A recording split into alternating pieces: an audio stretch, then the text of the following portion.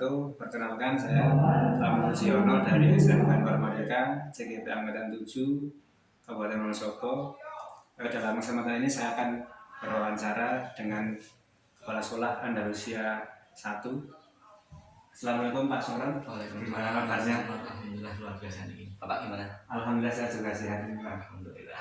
Kebetulan ini siang ini cerah ya Pak. Biasanya hujan. Dia ini 2 hari 3 hari ini hujan terus. Alhamdulillah ini cerah. Mohon maaf Pak, saya diberi tugas ini dari yang programnya Guru Penggerak modul 3.1 untuk melakukan wawancara dengan beberapa pimpinan kepala sekolah. Ya ini saya mohon bantuannya, mungkin merepotkan Pak Sumron. Bisa nih boleh Pak? Iya, nggak apa-apa. Yang jelas saya sangat terima kasih Pak. Harusnya Pak Sumron dari kegiatan lain saya ganggu acara ini. Nggak apa-apa. Iya gini Pak, saya dapat tugas terkait dengan dilema etika. Nanti saya ingin tahu menggali informasi pengalaman Bapak di sini dengan Andalusia. Adakah nggak Pak kasus-kasus terkait dengan contohnya guru atau siswa dan seterusnya? Terutama yang luar biasa kan terhadap guru dan siswa ya Pak.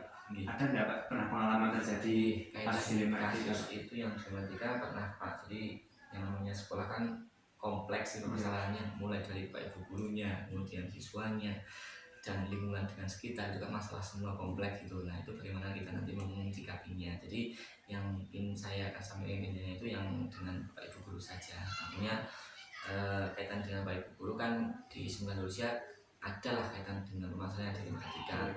Terkhusus Bapak Ibu guru, katakanlah ibu saja nih karena Bapak jarang ibu guru yang sudah punya anak dan itu posisinya masih bayi.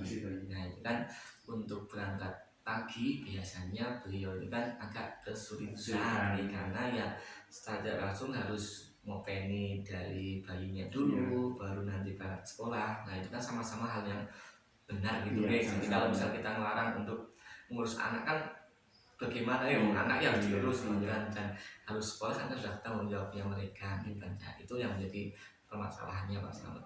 Ya kira-kira apa Pak langkah yang diambil Pak mengatasi hal tersebut?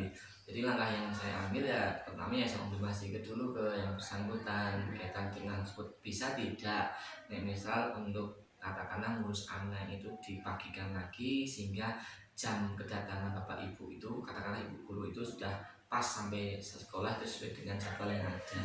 Dan kalau misal bisa ya alhamdulillah kita lihat majunya seperti apa. Tapi kalau misal dalam prakteknya kok belum bisa, makanya nanti kita kasih teguran dulu ke beliaunya seperti itu. Nah kemudian kita juga tidak langsung lepas tangan saja, hanya menegur-negur saja. Tapi nanti kita juga harus ada semacam solusi-solusi yang katakanlah biar kedua kegiatan itu bisa berjalan, ngopeni anaknya jalan, kemudian karena sekolahnya juga jalan sesuai dengan jadwal. Nah itu nanti kita buat semacam komunikasi dengan kurikulum untuk pengaturan jadwalnya. Nah, jadi nanti dari pihak kurikulum akan menjadwalkan kira-kira Ibu A anaknya masih umur sekian, butuh waktu sekian berarti nggak ditempatkan di jam pertama dan nanti untuk jam terakhirnya pun ditiadakan karena untuk pulang lebih dulu untuk ngurus anaknya. Nah, jadi kalau misal rumahnya dekat itu malah jauh lebih fleksibel. Jadi nanti di jam-jam pertengahan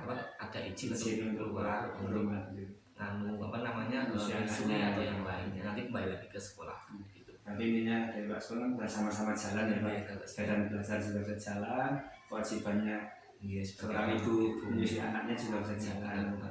Malah justru ini Pak, ini bagus sekali nanti bisa suatu saat kalau solusi itu terbaik kan ibu-ibu guru yang lain yang ketika hal yang sama selama 2 tahun menyusui kan bisa istilahnya solusinya seperti ini dulu rekan saya seperti ini nanti juga saya akan seperti ini seperti itu.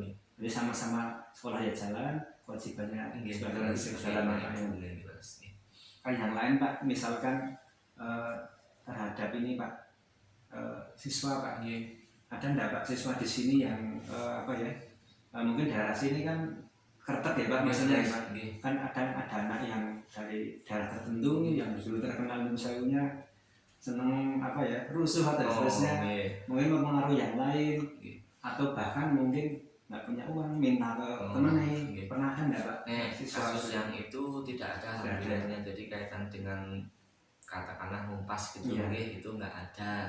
Kemudian paling kaitan dengan yang tadi yang disampaikan untuk daerah Kertek itu katakanlah notabene kan dalam tanda kutip susu gitu kan, memang kita tahu bersama tapi ya di SMA manusia anak-anaknya nggak sejauh itu, jadi tidak ada masalah-masalah yang semacam itu. Tapi yang menjadi permasalahannya itu biasanya kaitan ekonomi. Jadi banyak anak-anak di daerah Kertek ini yang ekonominya kan menengah ke bawah. Jadi kaitan dengan pembiayaan siswa itu juga masih terkendala. Dan seharusnya hari ini itu ujian, kok anak belum lunas, seharusnya ikut ujian, tapi karena kendala ini jadi ada masalah di situ. Nah, terkait itu Pak, ekonomi ya Pak, nah, terkadang sekolah membutuhkan untuk apa ini guru operasional kegiatan sekolah.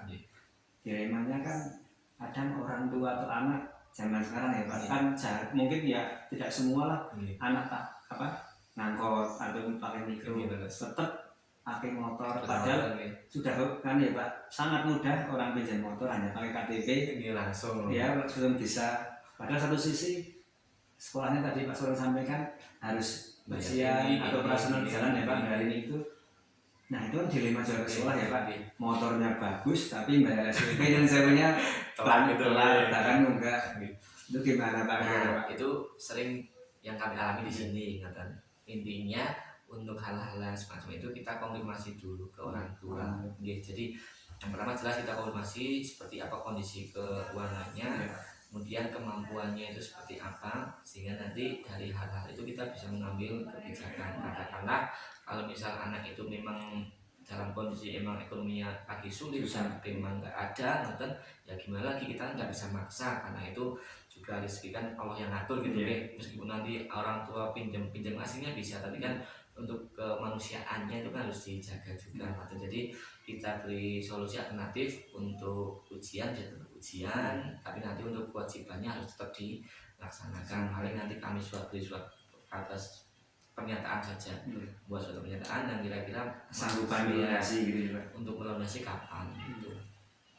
Nah tadi saya menyampaikan surat sanggupan melunasi kapan. Nah terkadang ya Pak, mungkin dari beberapa Bapak Ibu wali kan misal dari 10 lah ya Pak, kadang ada 1-2 janjinya tanggal bulan sekian, ketika sudah saatnya belum. Nanti mundur lagi. Nah itu banyak itu juga. Ada ya Pak? Ada. Nah itu alhamdulillah di Indonesia itu kaitan dengan yang kesanggupan itu ya katakanlah mencapai 70%. Jadi itu masuk semua. Tapi yang 30% itu kan belum. Nah itu paling nanti kita konfirmasi lagi. Jadi kita tunjukkan hasil kesetujuan barang-barang kemarin yang sudah ditandatangani. Kemudian dikonfirmasi lagi, kok pripun niki udah waktunya kok belum lunasi. Ya paling nanti dari sekolah ya katakanlah mendesak sedikit sepinten-pinten lah. Nanti yang penting berkontribusi ya Pak, jangan sampai kosong gitu ya. Jadi untuk katakanlah angsur. Jadi kalau misal kegiatan ini pun bagi saya ini salah satu bentuk untuk meringankan beban dengan cara ngangsur itu. Kalau misal tidak, kan nanti di ujungnya kelas 3 malah semakin berat gitu. Berarti kan sekolah intinya memberikan toleransi waktu ya Pak, istilahnya waktu tenggang ya Pak. Dan itu pun sudah kami komunikasikan dengan orang tua pada saat rapat awal. Rapat komite rapat komite. Jadi pada saat rapat komite kita tentukan nominalnya seberapa, kemudian jangka waktunya seberapa. Kok misal jangka waktu itu belum, nanti perpanjangnya seberapa, terus nanti tindak lanjutnya juga seberapa, itu sudah kami komunikasikan di awal. Jadi orang tua sudah tahu Yang berikutnya Pak, ini kasus yang lain misalkan terkait dengan di sini kan ada masyarakat sekitar ya Pak. Di sini kan sekolahnya dekat dengan masyarakat. Ada enggak Pak? Kira pengalaman Pak Sulwan di sini, laporan dari warga dan sekitar? Paling laporan tadinya tentang laporan merasa terganggu ya masyarakat sekitar, khususnya pada saat jam pulang. Jadi pulang bareng-bareng. Iya, pulang bareng-bareng. Kalau misal ada yang bawa motor dia sering geber-geberan. Nah yang jadi masalah ini biasanya anak itu nongkrong. Sebelum pulang biasanya nongkrong dulu. Jadi kadang-kadang anak itu kan nongkrong dulu sebelum pulang. Jadi ada salah satu tempat di pojokan sana biasanya itu rumahnya itu sebagai markas mereka. Jadi markas untuk nongkrong dan itu waktunya ya 15 menitan gitu lah itu. dari warga lapor ke Pak RT, Pak RT-nya juga langsung Lapor ke ke sini. sekolah. Nah, nanti itu udah kami komunikasikan dengan apa namanya, kami langsung ke rumah yang bersangkutan, langsung kami mohon maaf dan sebagainya. Kemudian setelah itu kami komunikasi ke anak-anak dan kami selesaikan itu. Jadi lama Pak Sukron komunikasi ya Pak dengan warga sekitar.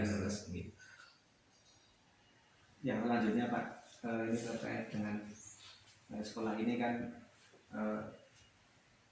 yayasan Ma'arif ya Pak sini Pak. Ma'arif. Nah, ada nggak Pak pengalaman misalkan sekolah lain atau bahkan satu yayasan gitu, misalkan di swasta itu kan kadang kalau ada yang membuka jurusan baru itu sangat pengaruh ya Pak.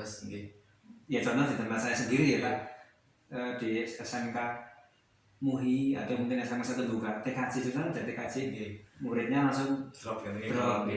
Ada nggak Pak pengalaman di sini Pak? Ini baru saja terjadi kemarin ini. Jadi ada salah satu SMK yang satu yayasan dia itu membuka jurusan baru, itu pun jurusan yang sudah ada di SMK Andalusia gitu. Jadi ya ada, tapi nanti bagaimana kita perlu mensikapinya. Jadi nanti saya komunikasikan dengan yang bersangkutan, kemudian nanti ambil solusi jalan tengahnya seperti apa. Alasannya apa Pak kira-kira itu membuka jurusan itu padahal di sini ada satu yayasan gitu Pak? Alasannya karena kaitan dengan pembukaan konsentrasi itu lebih mudah ya daripada membuka jurusan baru. Kan di sana sudah ada yang namanya jurusan otomotif. Konsentrasinya adalah TKR.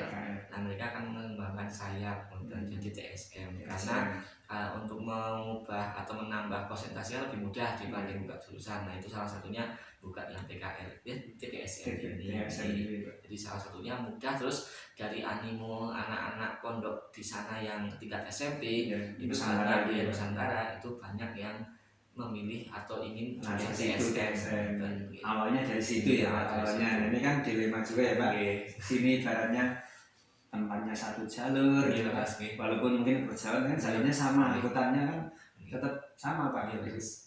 Itu kan kedepannya bagaimana kan ya dilema juga. PDB-nya seperti apa gitu. Ya disikapi positif aja ya Pak. Benar. Ya karena satu yayasan ya, mari kita dukung bareng-bareng biar semakin berkembang kaitan dengan sekolahnya masing-masing, terus tidak saling menjatuhkan dan saling support. Dan nanti dalam PPDB ya harusnya ya persaingan yang sehat ya Pak.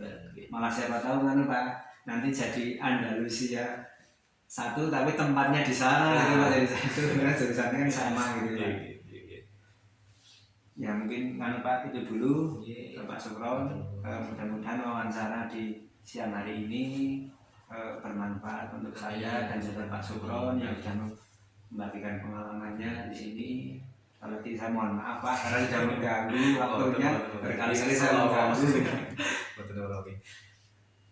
Demikian wawancara saya dengan Pak Sukron, Kepala SMK Andalusia Ponorogo 1.